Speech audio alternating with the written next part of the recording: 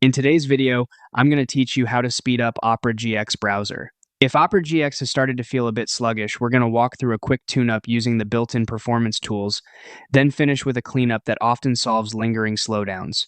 First, open Opera GX, so we're starting from the main browser window.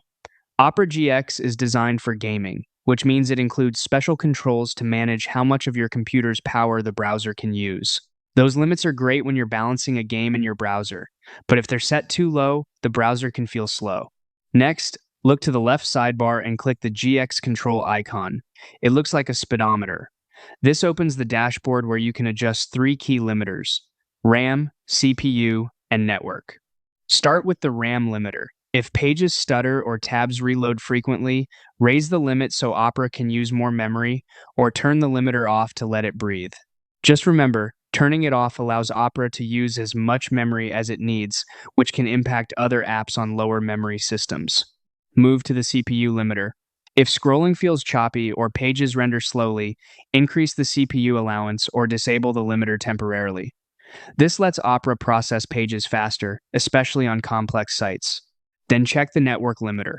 If downloads crawl or videos buffer, switch the limiter off. That removes the cap on bandwidth so pages and media can load at full speed. If things are still slow after adjusting those, head into Settings from the left side of the browser. In Settings, open Privacy and Security. Choose Clear Browsing Data, then switch to the More options, set the time range to all time, and confirm Delete Data.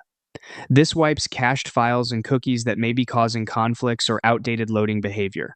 Keep in mind this can sign you out of websites, so you may need to log back in afterward. That's it. Open Opera GX, use GX Control to raise or disable the limiters as needed, and, if necessary, clear your browsing data for a fresh start.